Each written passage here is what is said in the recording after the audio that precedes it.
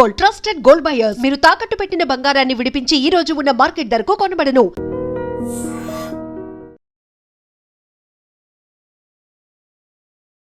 నమస్కారం, welcome to I dream. ధర్మ మార్గం విత్ విజిత కార్యక్రమానికి స్వాగతం.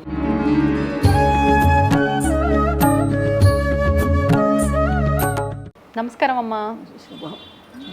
అమ్మ, శ్రీరాముడు అనగానే ధర్మానికి ప్రతిరూపము అని అంటూ ఉంటారు.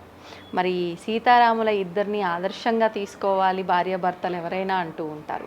మరి శ్రీరామనవమి వచ్చింది అని అంటే ఎక్కడ చూసినా కూడా సందడి సందడిగా ఉంటుంది. స్వామివారి కళ్యాణం జరిపిస్తూ ఉంటారు. ఆలయాల్లో కానివ్వండి, వీధుల్లో కానివ్వండి, అందరూ ఒక దగ్గర మూకుమ్మడిగా చేరి స్వామివారి కళ్యాణం ఎంతో ఘనంగా జరిపిస్తూ ఉంటారు. ఇప్పుడు ఈ శ్రీరామనవమి రాబోతోంది. మరి అసలు శ్రీరామనవమి ఎందుకు ఆ రోజున జరుపుకుంటున్నాము? చాలామంది చెప్తారు ఆ రోజు స్వామివారి జన్మదినము అని చెప్పి. మరి జన్మదినం రోజున కళ్యాణం ఎందుకు జరిపిస్తున్నాము, అదేవిధంగా నవమి రోజున వివాహం ఎందుకు చేస్తున్నాము, అవన్నీ కూడా తెలియజేయండి. తప్పకుండా. దశరథ మహారాజుకి ఆయన మహారాజు అయిన రాజ్యాన్ని ఎంత చక్కగా పరిపాలించిన పిల్లలు కలగనప్పుడు మహర్షులందరినీ పిలిచి అడిగాడు, నా రాజ్యానికి చక్రవర్తి లాంటి కొడుకు కావాలి, నాకు దానికి ఏమి ఉపాయమో మీరు చెప్పమని అడిగాడు. అడిగితే అప్పుడు ఆ మహర్షులందరూ ఆలోచించి, అంటే వెనక దేశం కోసం, రాజ్యం కోసం వాళ్ళ శక్తి అంతా ధారపోసేవాళ్ళు. మామూలు వాళ్ళు కూడా రాజ్యం కోసం అంటే ఏ పనైనా చేయటానికి సాహసించేవాళ్ళు. అట్లా ఈ మునులందరూ కలిసి ఆలోచన చేసి పుత్రకామేష్టి యాగం చేయమని అడిగారు. సరే, ఒక మంచి రోజు చూసి పుత్రకామేష్టి యాగం ప్రారంభించారు. ప్రారంభిస్తే అగ్నిదేవుడు చాలా సంతోషపడి ఆయన ప్రత్యక్షమయ్యి అడిగేట దశరథ మహారాజుని, రాజా, నువ్వు ధర్మ పరిపాలన చేస్తున్నావు, మరి రాజ్యం అంటే నీకు నీ ప్రాణం కన్నా ఎక్కువ, మరి నీకేం కావాలో కోరుకో అడిగితే, నాకు ఎన్నున్నా పిల్లలు లేరు అన్నది నాకు లోపంగానే కనిపిస్తోంది. నా తర్వాత నా వారసులు ఎవరు? వారసులు ఒక్కటనే కాదు, మళ్ళా రాజ్యాన్ని సుభిక్షంగా పరిపాలించగలిగే ఏంటి బిడ్డ కావాలి నాకు. అందుకని చెప్పి నాకు ఆ బిడ్డని ప్రసాదించమని అడిగాడు. అడిగితే అప్పుడు ఆయన ఒక పాయస పాత్ర అగ్నిలో నుంచే తీసుకొచ్చి ఆయనకి ఇచ్చాట దశరథ మహారాజు. ఇస్తే ఆయన చాలా సంతోషపడి ఎంతో పొంగిపోయి అందరికీ నమస్కారం చేసి సరేనని చెప్పి అంటే అప్పుడు ఈయన చెప్పాట అగ్నిదేవుడు, ఒక నువ్వు బిడ్డ కావాలి అనే ఒక్క సంతోషమే కాదు, వాడి వల్ల దేశం మొత్తం, ప్రపంచం మొత్తం చాలా లాభపడుతుంది. ఆయన వల్ల ఎంతమందో బాగుపడతారు, ఎంతమందో చరిత్ర ప్రసిద్ధుడు అవుతాడు అని చెప్పి ఆయన అంతర్ధానం అయిపోయినట్ట. అప్పుడు ఈయన ఏం చేశారు, ఫస్ట్ ఆ పాయస పాత్ర తీసుకుని వచ్చి కౌసల్యాదేవికి సగం ఇచ్చాట. తర్వాత సుమిత్రాదేవికి సగం ఇచ్చాట. ఆ మిగిలింది కైకేయి దగ్గరికి వెళ్ళి ఇచ్చి, అందులో ఇంకా కాస్త మిగిలితే మళ్ళా వచ్చి సుమిత్రకే ఇచ్చాట. ఇవ్వటాన సరే, 3 భార్యలకి 4 కొడుకులు పుట్టారు.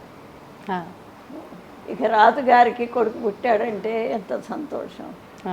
వాళ్ళకి పేర్లు పెట్టడానికి నారాయణ అంశతో పుట్టినవాడు రాముడు వారు శ్రీరామచంద్రుడు అని పేరు పెట్టారు.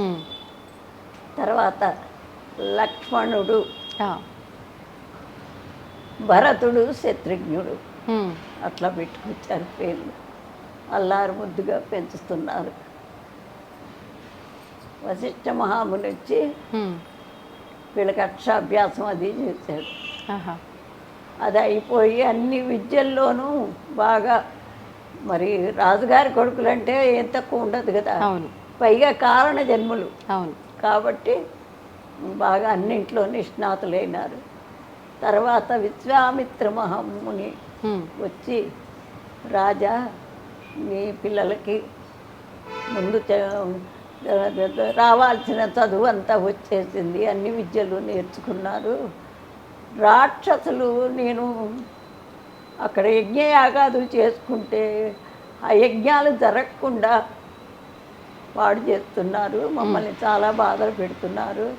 కనుక నీ పిల్లలిద్దరినీ తీసుకుని నేను ఆ యజ్ఞ రక్షణ కోసం తీసుకుపోతానని అడుగుతాడు. అడిగితే ముందు ఒప్పుకోడు, కానీ కౌసల్యే దాన్ని ఒప్పించిందట, కౌసల్యాదేవి. ఎందుకంటే రాజ్యం పెద్ద రాణి కదా ఆవిడ, ఆ కష్ట నష్టాలు అవన్నీ అన్నీ తెలుస్తాయి. సరే ఇంకప్పుడు తీసుకుని వెళ్ళాడు. అక్కడ మారీచ స్వభావులని వాళ్ళని చంపాడు. అక్కడ ఆశ్రమం చుట్టుపక్కలంతా రాక్షసులు లేకుండా చేశాడు. అది అక్కడ ప్రశాంతత చేసి మళ్ళీ తిరిగి ఇంటికి వచ్చాడు. వచ్చిన తర్వాత అప్పుడు ఆయన చెప్పాడు విశ్వామిత్రుడు, రాజా నీ కొడుకు అన్నింట్లోనూ అన్ని విద్యల్లోనూ బాగా నేర్చుకున్నాడు, ఇక నువ్వు పట్టాభిషేకం చెయ్యి రాముల వారికి అని అడిగాడు. సరే లగ్నం పెట్టించారు. పెట్టించి ఈ ఉగాది రోజే పెట్టించారు. లగ్నం పెట్టడం ఉగాది రోజు పెట్టారు. సరే ఈ లోపల కైకేయి మూడో రాణి, ఆవిడ మరి ఎవరికైనా ఉంటుంది కదా, ఇప్పుడు ఎంత తన కొడుకు కన్నా ఎక్కువగా రాముల వారిని పెంచినా తన కొడుకు కాకుండా మళ్ళా పెద్ద ఆయనకి పట్టాభిషేకం చేస్తే ఆవిడ తోడుకోడలు మహారాణి అవుతుంది, ఇంకా నాకేమిటి ఇక్కడ అని చెప్పి చెప్పుడు మాటలు అంటారు కదా. అట్లాగే ఆ మందర అనే సేవకురాలు, అది ఆవిడ పుట్టింటి నుంచి వచ్చిన ఆవిడే. రాజులు కనుక పెళ్లి కూతుర్ని పంపిస్తుంటే అక్కడి నుంచే దానికి అండగా ఇంకొకళ్ళని పంపిస్తారు. అట్లా పంపించారని మందరిని పంపిస్తే ఏ చిన్న విషయం కావాలన్నా చిన్నప్పటి నుంచి ఉండేది కదా అక్కడ, అట్లాగే చనువు ఎక్కువగా ఉండేదన్నమాట.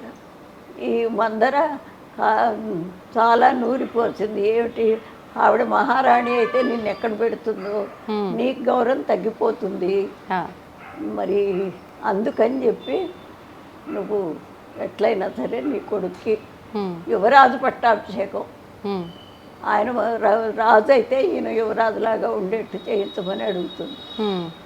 అడిగితే అప్పుడు అట్లా అని కాకుండా ముందే అడుగుతుంది, ఒకప్పుడు నువ్వు నాకు వరం ఇచ్చావు, ఆ వరం ప్రకారం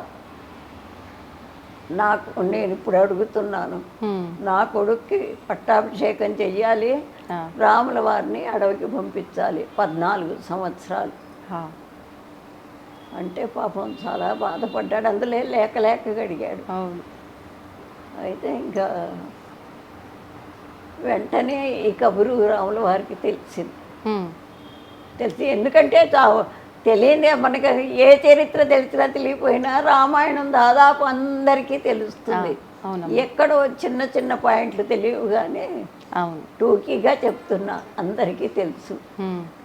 సరే రాముల వారు వస్తారు తండ్రి దగ్గరికి.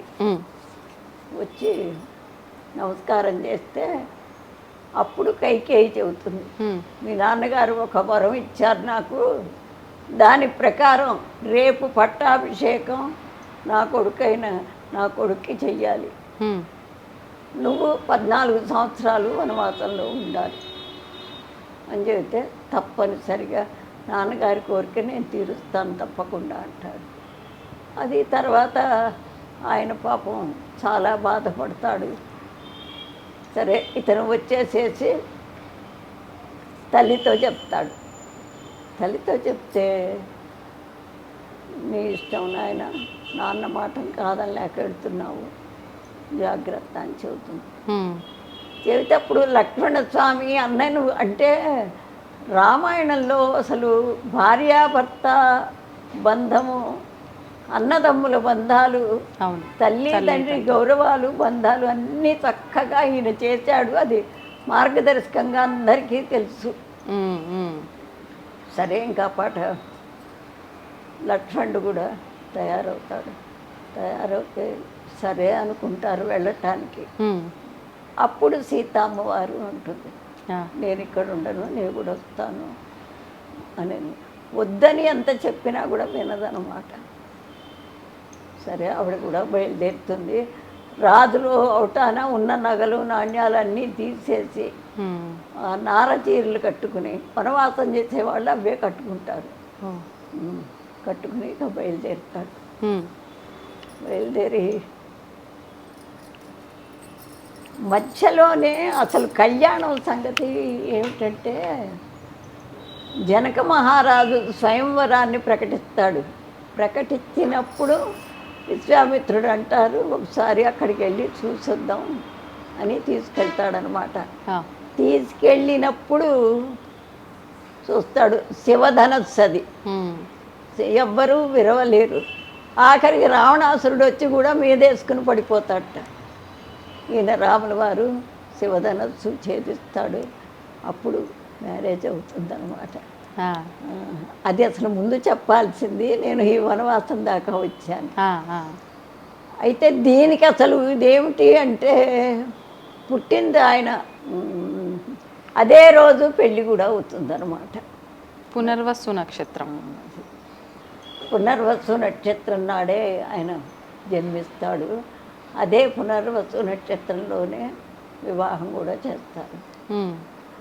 రామాయణం వల్ల మనకి తెలిసేది ఏమిటి అంటే, ఎన్నైనా సంపాదించుకోవచ్చు కానీ కీర్తి ప్రతిష్టలు సంపాదించుకోవటం చాలా కష్టం. ఇప్పుడు ఆవిడకి ఏమి లేక అవును వెళ్ళింది అంటే ఎంత కీర్తి సంపాదించుకుంది ఆవిడ, ఎన్ని యుగాలకి. తర్వాత ఇంకొకటి ఏమిటంటే, అక్కడ అంతా అయిపోతుంది, తిరిగి రావణాసురుడు తీసుకుపోవటం, వీళ్ళు వెళ్ళి ఈ వానరులంతా అది వారధి కట్టడం, ఇదంతా అయిపోయిన తర్వాత అసలు ఇంపార్టెంట్ అండి ఏమిటంటే, వస్తారు రాజ్యానికి. వచ్చిన తర్వాత ఆ రోజు అందరూ దర్బారు తీరి కూర్చుని, పొద్దుపోతుంది బాగా. పొద్దుపోయిన తర్వాత ఇక అందరూ దర్బారు తాలించేసి ఎవరి గదుల్లోకి వాళ్ళు వెళ్ళిపోతారు. సరే అప్పుడు లక్ష్మణుడు అక్కడే కూర్చుని ఉంటాడు. లక్ష్మణ, నీ గదిలో నువ్వు వెళ్ళు అని చెప్తే సరే వెళ్తాడు. తలుపు తీసి లోపలికి వెళ్ళగానే అక్కడ ఒక స్త్రీ కూర్చుని ఉంటుంది. ఆయన రాగానే లేచి నిలబడుతుంది. ఎవరో ఆడ మనిషి ఉందని బయటకు వస్తాడు. బయటకు వచ్చిన తర్వాత ఆవిడ కూడా బయటకు వస్తుంది. నన్ను గుర్తుపట్టలేదా అని అడుగుతుంది. అంటే తలకాయ ఎంచుకునే చిట్టా అంటే, నేను మీ భార్యని అని చెప్తుందిట. చెప్పిన తర్వాత ఏం మాట్లాడి అట్లా కూర్చుండిపోతాడట. తెల్లవారులు అట్లా కూర్చుంటారట. తెల్లవారి సీతాదేవి నవ్వుకుంటూ వచ్చి ఎట్లా ఉన్నావు ఏమిటని అడిగితే అస్సలు ఆమె అన్న మాట కాదు. నువ్వు అడవుల్లో ఉండని కందమూల పొలాలు తిని నీ మొగుడు పక్కనే ఉన్నావు, మరి నా మొగుడు ఎక్కడున్నాడు? ఒక్కసారన్నా ఆలోచించావా నువ్వు?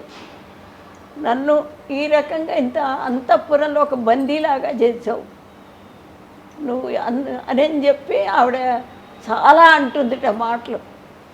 అంటే అప్పుడు సీతాదేవి అనుకుందిట, ఎటువంటి పరిస్థితుల్లోనూ ఏ భార్య భర్తని వదిలిపెట్టకూడదు, నేను చాలా పొరపాటు చేశాను అని చెప్పి అన్నదిట. అసలు వెనక స్త్రీలకు ఎంత ఇది ఇచ్చారంటే, ఆవిడ అంత కష్టపడి అన్ని సంవత్సరాలు 14 సంవత్సరాలు పాపం నానా బాధలు పడ్డది, మానసిక బాధ. అవును. చరిత్రలో ఎక్కడైనా ఆవిడ పేరు రాశారా? చరిత్రలో ఎక్కడా లేదు. లేదు. ఉమ్. మరి తర్వాత అట్లాగే ఆడవాళ్ళని తొక్కేశారంటే అట్లా కాదు. ఈ చరిత్రకారులు రాసినవన్నీ అవి ఆడవాళ్ళకి ఎప్పుడు సరైన గౌరవమే ఉండేది. ఒకవేళ గౌరవం లేకపోయినా అదంతే కావాలని వాళ్ళు సరిపెట్టుకుపోయేవాళ్ళు. రామాయణంలో ముఖ్యంగా మనం తెలుసుకోవాల్సింది, ఎన్ని కష్టాలు వచ్చినా సంసారాన్ని విడిచిపెట్టకూడదు. ఆ సంసారం ఉండటం వల్లేగా పిల్లజల్లా ఉంది, వాళ్ళు ఉండటం వల్లేగా వంశం వృద్ధి చెందింది, ఆ వృద్ధి చెందటం వల్లేగా మళ్ళా ఇంకో ఫ్యామిలీ ఏర్పాటైంది. అందుకని అది మనొక్క సుఖం కోసం మనం చూసుకోకూడదు. మన మీద కొంత బాధ్యత ఉంది, ఆ బాధ్యతను మనం ఎంతో చక్కగా నిర్వర్తిస్తే మళ్ళా తరాలు కూడా అట్లాగే ఆ బాధ్యతను నిర్వర్తిస్తారు అని చెప్పి ఒక నీతి. ఇప్పుడు వాళ్ళకి ఏమీ లేవమ్మా, ఏమీ లేవు. అసలు సమాజం ఎంత భ్రష్టు పట్టిపోయిందో. అవును. అవి ఇప్పుడు అంటే ఇది గుడి, నా దగ్గరికి వస్తూ ఉంటారు కదా, ఇక చిన్న పిల్లలు చెప్పుకున్నట్టు మగ ఆయన పెళ్ళాన్ని గురించి ఇట్టా అని చెప్తాడు, ఆడ మనిషి మొగుడు గురించి ఇట్టా అని చెప్తారు. అసలు వాళ్ళల్లో ఉండే వాళ్ళకు ఉండాలి, తప్పులు ఒప్పులు వాళ్ళే ఇది చేసుకోవాలి. వాళ్ళకి మీరితే పెద్దవాళ్ళని కూర్చోబెట్టి చెప్పుకోవాలి. అవును. అందుకని రామాయణం ఆదర్శంగా ఇప్పుడు వాళ్ళ రోజున అందరూ రామాయణం ఆదర్శంగా తీసుకోవాలి. మిగిలిన ఎంతమంది ఉన్నా, ఎన్ని తరాలు వెళ్ళినా, ఎన్ని యుగాలు గడిచినా, ఇప్పుడు భగవంతుడు అనేది శివుడు విష్ణుమూర్తి ఇవన్నీ చెప్పుకుంటారు, కానీ రాముడు కృష్ణుడు మనలాగానే జన్మనెత్తి భగవంతుళ్ళు అయిపోయినారు. అట్లాగే వాళ్ళని ఆదర్శంగా తీసుకోవాలి, ఎందుకంటే మన జాతిలో పుట్టినవాడు కాబట్టి. అది రామాయణం మనకు నేర్పేది. ఒకే నక్షత్రంలో పుట్టటాన ఆ నక్షత్రంలోనే పెళ్లి కూడా చేశారు. అందువల్ల పుట్టినరోజు మరి పెళ్లి రోజు రెండు ఒకే రోజు చేస్తారు. రామాయణం అంటే అది. పట్టాభిషేకం కూడా ఆ రోజునేనా అమ్మ? మరుసటి రోజు పట్టాభిషేకం మర్నాడు చేస్తారు. మర్నాడు చేస్తారు. ఓకే. ఇప్పుడు మా ఊళ్ళో ఉన్నాయన్నీ. ఎన్ని చేసినా ఇది ఒక గుణపాఠంగా నేర్చుకోవాలి. భక్తులు కూడా ఏదో నామినల్గా వచ్చి అటెండెన్స్ చేసుకున్నట్టుగా గుళ్ళో వేసుకుని పోకూడదు. కొన్ని నేర్చుకోవాలి దాని గురించి. ఇప్పుడు కొంత చిన్నప్పుడు తల్లిదండ్రి చెప్తారు, కొంచెం పెద్ద అయిన తర్వాత ఇక అసలు మన లెక్చరర్స్ చెప్తారు, పంతులు గారులు చెప్తారు చిన్నప్పుడు. తర్వాత పెళ్ళైన తర్వాత భర్త చెప్తాడు. ఇంతమంది చెప్పినా మన మనసు ఎటుపోతుందంటే మన జ్ఞానం అంతా ఎటుపోయింది. మంచి చెడు ఆలోచన శక్తి మనకు ఉంది కదా, ఉన్నప్పుడు ఆలోచించుకోవాలి. ఒకవేళ పొరపాటే, అవతల వాళ్ళది పొరపాటే, క్షమించే శక్తి నీ దగ్గర ఉంటే వాడు రెండోసారి మళ్ళీ పొరపాటు చేయడు. ఒకవేళ 2 సార్లు 3 సార్లు చేసిన తర్వాత సర్దిద్దుకుంటాడు. క్షమించే గుణం ఉంటేనే ప్రపంచం నడుస్తుంది, లేకపోతే నడవటం కష్టం. నిజమమ్మా మీరు చెప్పింది. అందుకనే అంటే ఒక రామాయణము, ఈ రాముల వారికి సంబంధించిన విషయాలు వింటేనే అన్ని బంధాలకు సంబంధించిన ఎలా ఉండాలి, ఏంటి అసలు భార్యాభర్తలు ఎలా ఉండాలి ముఖ్యంగా ఇదంతా అర్థమవుతుంది నిజంగా. అందుకే ఆదర్శంగా తీసుకోవటం. ఇప్పుడు రాముడు ఒకళ్ళ కోసమే, రాజ్యం కోసమే జీవించాడు. అవును. తన కోసం కానీ, తల్లిదండ్రుల కోసం కానీ, భార్య కోసం కానీ కాదు. లాస్ట్ ఆయన నోటెంబడి ఎప్పుడు వీళ్ళందరి మీద ప్రేమ ఉన్నది, మాటలు రాలా. చివరికి మీరు చూసుకోండి, సీతాదేవి లాస్ట్కి ఏంటి లవకుశలు యుద్ధం చేస్తారు. చేసిన తర్వాత అప్పుడు సీత దగ్గరికి వచ్చి క్షమించమని కూడా అడుగుతాడు. అడిగి రమ్మంటే రానంటుంది అని ఇక తన పొరపాట్లు కొన్ని చెప్తాడు, తన తప్పులు కొన్ని చెప్తాడు, ఇందుకోసం ఇట్లా చేశాను అట్లా చేశానని. అయినా కానీ నవ్వుతుంది, ఏముండదు. ఇక తను భూదేవిలోకి వెళ్ళిపోతుంది. అంతకన్నా పెద్ద బాధ ఇంకోటి ఉంటుందా? అవును, అంతా అయిపోయిన తర్వాత పట్టుకుంటే ఏమొస్తుంది? అంతే కదా. అందుకని చరిత్ర మనం చదివాము అంటే అంతా నేర్చుకోలేము, ఎవ్వరూ కూడా అంతా నేర్చుకోలేరు. అది దాంట్లో కావాల్సినవన్నా మంచివన్నా మనం తీసుకోగలగాలి, దాన్ని అమలు చేయగలగాలి. ఎప్పుడూ కూడా మనము చేస్తేనే దాన్ని ఇతరులకి చెప్పాలి, లేకపోతే మనం చేయకుండా చెప్పేది అసలు ఉండనే ఉండదు. ధన్యవాదాలమ్మా. And for more videos, Please subscribe to iDream. Please subscribe to iDream. Please subscribe iDream. And please subscribe to iDream. For more videos, subscribe to iDream. please like, share and subscribe to the channel. Congratulations, iDream. Subscribe to iDream. Subscribe to iDream. So subscribe to iDream Media. iDream ki iDream team andarki huge congratulations. Please subscribe iDream Media. Please subscribe to iDream. Subscribe iDream. Please subscribe to iDream. iDream అంటే నా కళల ఛానల్ను subscribe చేసుకున్నారు, నోరు తిరుగుతలేదు. మీరైతే గంట గుర్తు కొట్టండి. For more such videos, please subscribe to iDream. Subscribe to iDream. Please subscribe to iDream. Please subscribe iDream Media. Please do subscribe to iDream. Please subscribe to iDream Media. For best entertainment and information, please subscribe iDream. And don't forget to subscribe to iDream.